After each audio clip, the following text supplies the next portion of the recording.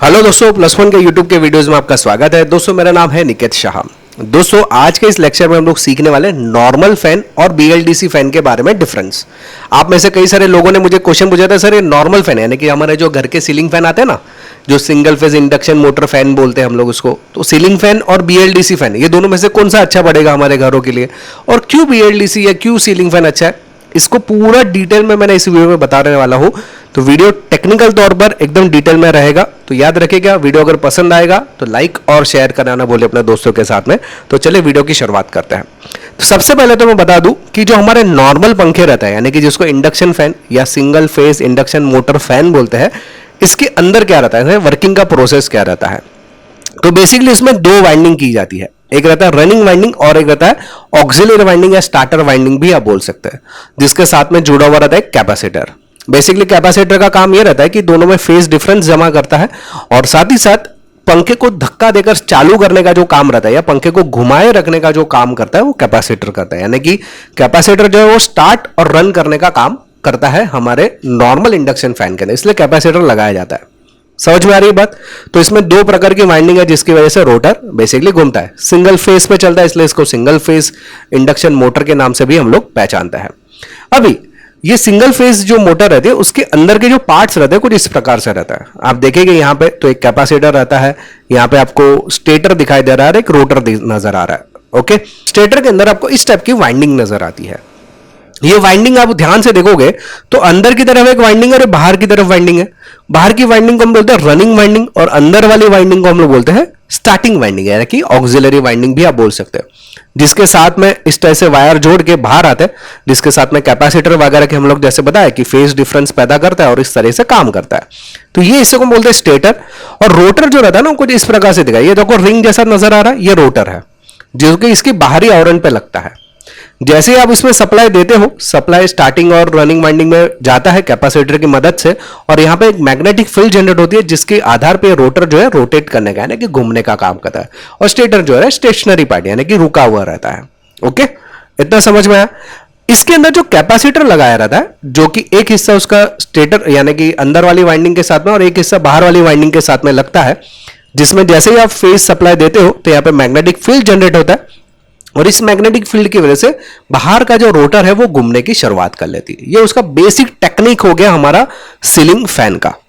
समझ में आया सीलिंग फैन कैसे काम करता है।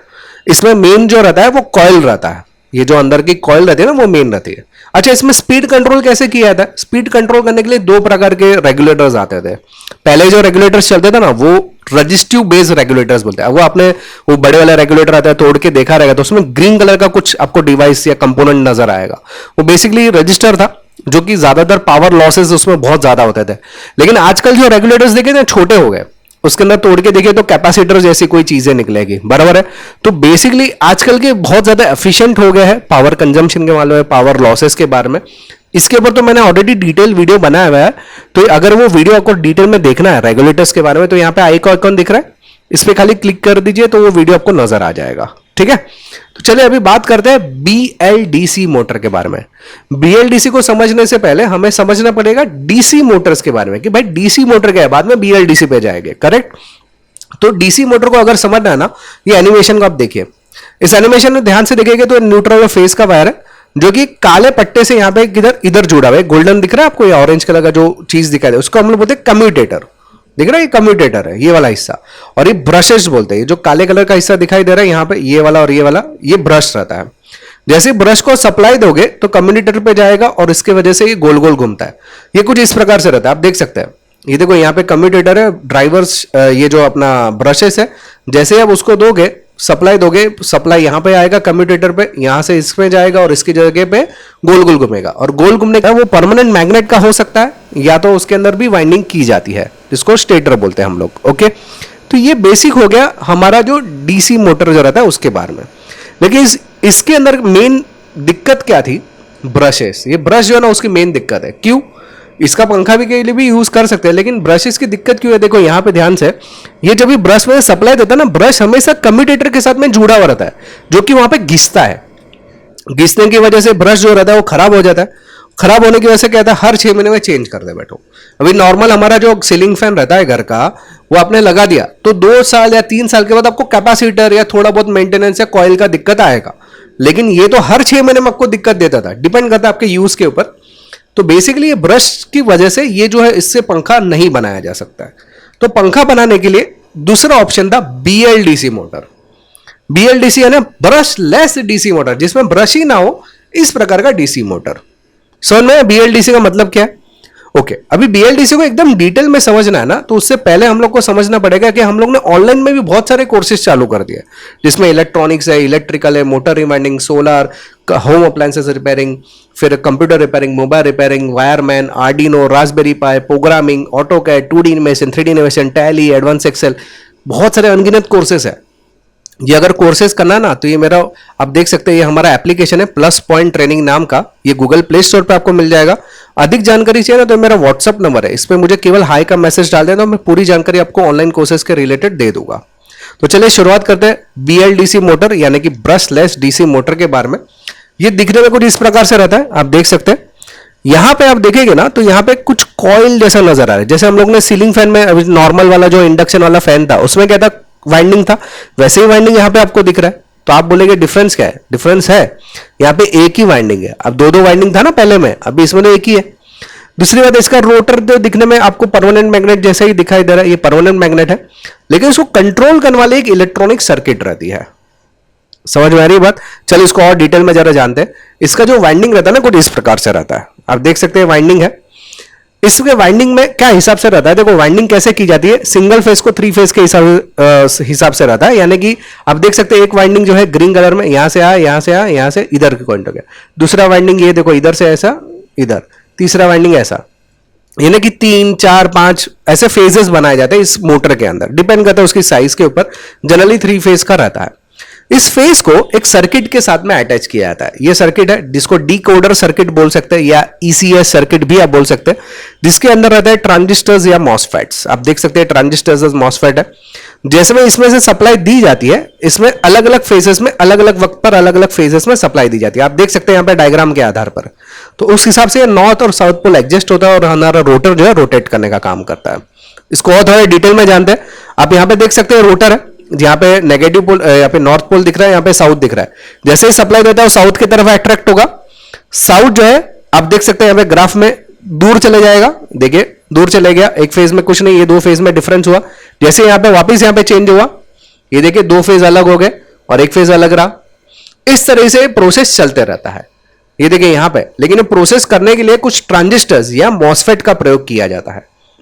अब ध्यान से अगर देखोगे, अभी देखो सप्लाई 2 फेज में, थोड़ी देर के बाद में सप्लाई देखोगे तो देखो फेज अभी चेंज हो जाएगा, इन दोनों में आ जाएगा। देखिए अभी फेज देखोगे तो इन दोनों में आएगा। तो ये जो चेंजेस करने का काम करता है वो हमारी जो स्पीड रहती है, ESC सर्किट वाली जो रहती है, इलेक्ट्रॉनिक स्पीड कंट्रोलर सर्किट जो रहती है, वो काम करती है। ओके, जिसको डीकोडर सर्किट भी हम लोग बोल सकते हैं। अभी ये कंट्रोल करने के लिए ये सर्किट जो है कुछ इस प्रकार से नजर आती है। ये हमारी सर्किट जो है वो BLDC की सर्किट है। आप देख सकते हैं ये मॉसफेट्स है और यहाँ पे कुछ इलेक्ट्रॉनिक कंपोनेंट था जो कि पावर को रेगुलेट करने का काम करता है, और इन सबको नियंत्रित करने वाला एक माइक्रो कंट्रोलर भी रहता है उसके अंदर। और इलेक्ट्रॉनिक की खासियत कैसी है, उसमें हम लोग कुछ भी अटैच कर सकते हैं, जैसे रिमोट डाल दिया, स्लीप मोड का एडजस्टमेंट कर दिया, टाइमर लगा दिया कि इतने घंटे के बाद बंद हो जाना चाहिए, चालू होना चाहिए। तो ये सब बहुत सारे फीचर्स इलेक्ट्रॉनिक सर्किट की वजह से इसके अंदर ऐड कर सकता है। ओके, तो ये बहुत ही बेहतरीन चीज होती है BLDC के अंदर। दूसरी बात, BLDC जो पहले के जो BLDC आते थे ना, वो हॉल इफेक्ट सेंसर से चलते थे, लेकिन आजकल जो electronic circuit hall effect sensor पे नहीं चलती है, ये बैक EMF पे चलती है। बैक EMF क्या है मैं आगे डिस्कस करता हूं। इसकी बदौलत क्या रहती है, इसकी उम्र बहुत ज्यादा बढ़ जाती है, क्योंकि पहले सेंसर खराब हो गए, सर्किट खराब हो गई। यहां पे अभी ऐसा नहीं है, बैक EMF पे चलता है, यानी कुछ इस प्रकार से। आप देख सकते हैं गधा और कैरेट है, कैरेट अगर इस तरह से लटके दे, गधा चलते जाएगा चलते जाएगा चलते जाएगा, बराबर है। यहां पे भी ध्यान से देखोगे तो अभी देखो N इधर है, N गया आगे, आगे बढ़ेगा, देखो आगे बढ़ते ही जाएगा बढ़ते ही जाएगा। अगर ये जो पोजीशन है फटाफट अगर चेंज होगी तो स्पीड में घूमेगा, पोजीशन अगर स्लो चेंज करेगा तो स्लो घूमेगा। तो स्पीड का नियंत्रित भी आसानी से हो जाता है। तो यही खासियत होती है BLDC मोटर यानी कि ब्रशलेस डीसी मोटर के अंदर। तो इससे फायदा क्या हुआ, आपने जो नॉर्मल सीलिंग फैन की जो चीजें देखी और इसमें, तो एक तो आपने कॉइल का देखा डिफरेंस, उसमें आपके पावर लॉसेस बच गए, जिसकी बदले आपका साल का लगभग 1000 से 1500 रुपया बचा सकते हैं।